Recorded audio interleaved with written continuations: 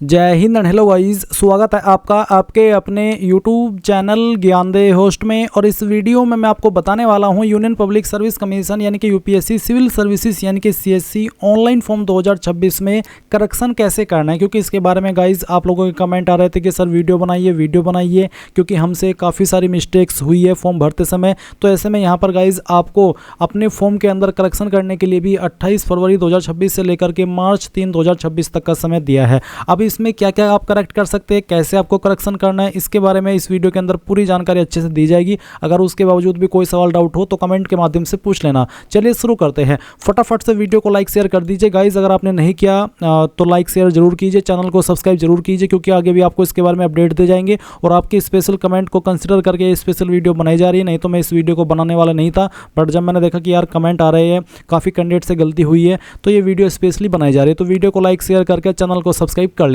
अब इसके बाद जो लिंक वीडियो को डिस्क्रिप्शन में दे इसको ओपन करेंगे, आपको जानने को मिलेगा कि भर्ती 1013 पोस्ट पर आई थी। इसके फॉर्म आपने 24 फरवरी 2026 तक फिर भरे थे और उसके बाद में लास्ट डेट एक्सटेंड हुई थी और 27 फरवरी 2026 तक फिर आपने इनको अप्लाई किया था। अब आप ये सब इन्फॉर्मेशन चेक करने के बाद में अप्लाई ऑनलाइन लिंक ओपन करेंगे और आप यहाँ पर इस वाली वेबसाइट के ऊपर आ जाएंगे जहाँ से आपने फॉर्म भरा था। इसके बाद आप यहाँ पर लॉगिन के ऊपर क्लिक करेंगे एंड देन यहाँ पर आपका रजिस्टर्ड नंबर डालेंगे, फिर ये कैप्चा डालेंगे और सेंड ओटीपी करेंगे। आपके नंबर के ऊपर एक ओटीपी जाएगा जिसको आप यहाँ पर डाल करके लॉगिन हो जाएंगे। जैसे आप लॉगिन हो जाए तो आपको यहाँ पर एग्जामिनेशन सेक्शन में अप्लाई फॉर एग्जामिनेशन रिक्रूटमेंट इसके ऊपर क्लिक करना है। देन आपके सामने यहाँ पर सिविल सर्विसेज प्रीलिमिनरी एग्जामिनेशन 2026 इस तरह से वैकेंसी आ जाएगी। अब यहाँ पर आपको एक्शन के नीचे एडिट का ऑप्शन देखने को मिल रहा है, आप इसके ऊपर क्लिक कीजिए। जैसे कि मैंने यहाँ पर एडिट के ऊपर क्लिक किया। इसके ऊपर क्लिक करने के बाद मेरे सामने आ रहा है कि correction window facility not available, यानी कि मेरे लिए करेक्शन विंडो की फैसिलिटी अवेलेबल नहीं है। इसके क्या रीजन हो सकते हैं? इसका यहाँ पर इन्होंने बोला है कि या तो आपने सक्सेसफुली सबमिट फॉर्म कर दिया था और उसके बाद में आपने जो वन टाइम करेक्शन फैसिलिटी मिलती है उसको यूज कर लिया है। अगर आपने ऐसा नहीं किया तो यहाँ पर सेकेंडली बोला है कि you are unable to proceed because one or more of the following condition apply. जैसे कि you have not submitted the examination application, यानी कि या तो आपने फॉर्म फाइनल सबमिट नहीं किया या फिर you have already completed correction earlier, या फिर आपने जो करेक्शन का प्रोसेस है वो पहले ही कर लिया है। तो गाइज मैंने ये फॉर्म कंप्लीट अप्लाई नहीं किया था, यानी कि फाइनल सबमिट नहीं किया था, इसलिए मेरे सामने यहाँ पर ये जो करेक्शन का विंडो है वो एक्टिवेट नहीं हुआ है। अगर आपके सामने भी इस तरह से आ रहा है तो इसका मतलब है कि आपका फॉर्म एडिट नहीं हो पाएगा। अब क्योंकि वो फाइनल सबमिट हुआ ही नहीं तो वो फिर एडिट ही कैसे होगा। चलिए मैं आपको एक अन्य वीडियो से बताता हूँ कि कैसे आपको करेक्शन करना है और किन चीज़ों का आपको ध्यान रखना है, इसलिए वीडियो को देखते रहना है। मैं यहाँ पर आपके लिए एक अन्य वीडियो से एजुकेशनल पर्पज़ के रूप में इन्फॉर्मेशन देने वाला हूँ। चलिए शुरू करते हैं। अब यहाँ पर जब आप इसमें लॉगिन हो जाएंगे, चलिए जब लॉगिन आप हो जाएंगे तो आप इस तरह से एडिट के ऊपर क्लिक करेंगे। एडिट के ऊपर क्लिक करने के बाद इस तरह का इंटरफेस आएगा।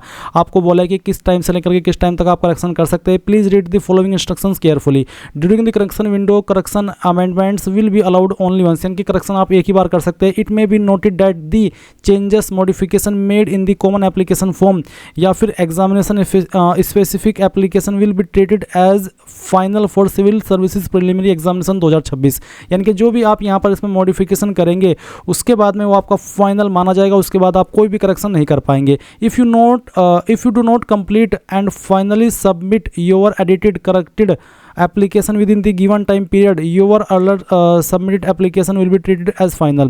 यानी कि मान लीजिए आप करेक्शन कर रहे हो और करेक्शन विंडो आपने ओपन कर ली और फिर आपने उसको बीच में छोड़ दिया और आपने उसको फाइनल सबमिट नहीं किया, तो गाइज इसके पहले जो आपने फाइनल सबमिट करके रखा है फॉर्म वही आपका ट्रीट किया जाएगा। ऐसा नहीं है कि आपने फॉर्म करेक्शन स्टार्ट किया और आपने करेक्शन स्टार्ट कर दिया विंडो और बट उसको फाइनल सबमिट नहीं किया, तो ऐसा नहीं होगा कि आपका फॉर्म रिजेक्ट हो जाएगा। फॉर्म रिजेक्ट नहीं होगा, जो इसके पहले आपने फॉर्म भरा हुआ है वो आपका फाइनल माना जाएगा। तो अब आप क्या करेंगे, आप यहाँ पर प्रोसीड इसके ऊपर क्लिक कर देंगे कि हाँ मैं इन कंडीशन को ध्यान में रखते हुए अपना करेक्शन करना चाहता हूँ। तो आप प्रोसीड के ऊपर क्लिक कीजिए।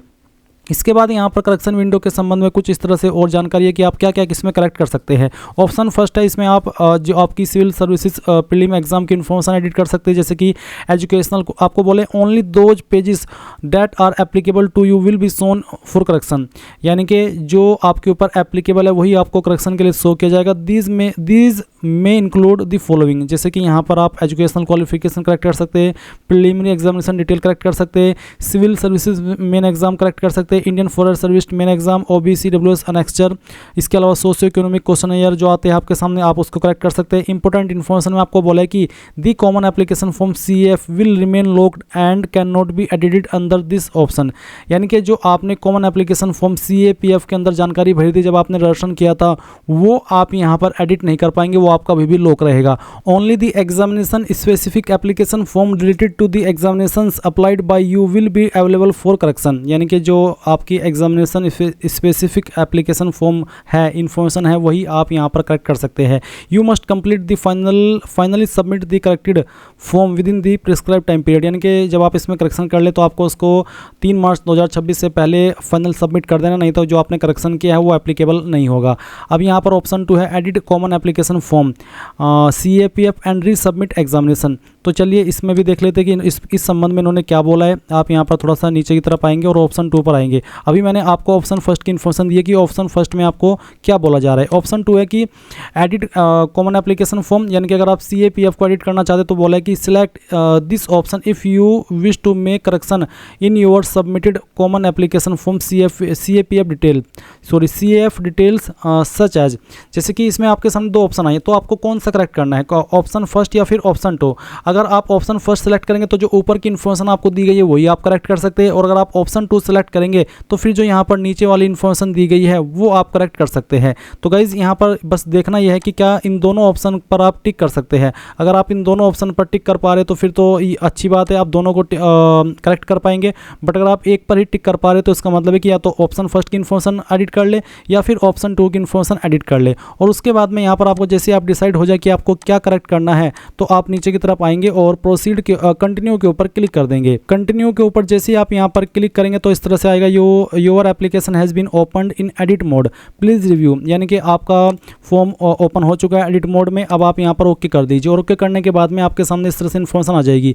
अब ये आपके ऊपर है कि आपने कौन सा ऑप्शन सेलेक्ट किया है एडिट करने के लिए, ऑप्शन फर्स्ट या ऑप्शन 2। अगर आपने एग्जामिनेशन की इन्फॉर्मेशन एडिट करने के लिए ऑप्शन फर्स्ट को टिक किया तो आपके सामने ऐसा इंटरफेस आएगा। अगर आपको CAF की डिटेल एडिट करनी है तो आप ऑप्शन 2 देखेंगे, इस तरह से इन्फॉर्मेशन आएगी आपके सामने। आपको यहाँ पर सभी इन्फॉर्मेशन देखने को मिल रही है। आप सिंपली एडिट डाटा इसके ऊपर क्लिक करेंगे, देन आपके सामने सभी डिटेल्स एक्टिव हो जाएगी, यानी कि आप उसको एडिट कर पाएंगे। उसमें आप कुछ भी कट कर सकते हैं या फिर ऐड कर सकते हैं, और जैसे ही आपको कुछ भी इसमें ऐड करना है या फिर एडिट करना है, आप जब वो कर ले तो आपको यहाँ पर नेक्स्ट एंड रिव्यूज़ के ऊपर क्लिक करना होगा। जैसे कि यहाँ पर एडिट के ऊपर क्लिक करते ही आपके सामने सेम इंटरफेस ओपन हो गया जैसे कि आपने फॉर्म भरते समय देखा था। जैसे कि आपको क्वालिफिकेशन का लेवल सेलेक्ट करना है, आपकी डिग्री सब्जेक्ट, साथ ही आपको यहाँ पर इसमें बाकी के जो सवाल आपने किए थे, आंसर किए थे फॉर्म भरते समय, वो आप देख सकते हैं। तो जो भी बेसिकली आपको इसमें से करना है एडिट, या जो इसमें कुछ ऐड करना है या इसमें से कुछ हटाना है, तो वो सभी आपके सामने यहाँ पर एक्टिवेट है। आप जो चाहे आप यहाँ से एडिट कर सकते हैं। कुछ इसमें ऐसा है नहीं, यही सेम प्रोसेस आपने जब फॉर्म को भरा था तब आया था, बट अभी बस आपको यहाँ पर ये देखना है कि मुझे इसमें क्या माइनस करना है और क्या इसमें प्लस करना है।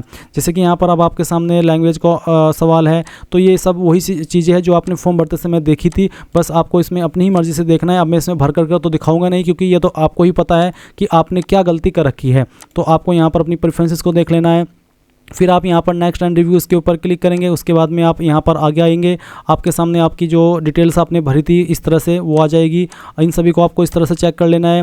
फिर यहाँ पर आप इनके डिटेल्स देखेंगे जो आपने भरी थी और जो आपका फॉर्म आया था, इसमें आपने बहुत सारे डिटेल दी थी आपकी मेन एग्ज़ाम वाली, ये सभी एक्टिव है। इनमें आपको अच्छे से टाइम लगा करके इन्फॉर्मेशन को देख लेना है। या फिर जब आपने फॉर्म भर लिया था और आपने प्रिंट निकलवाया था तो आपको पता ही होगा कि मेरे से कहाँ पर गलती हुई है।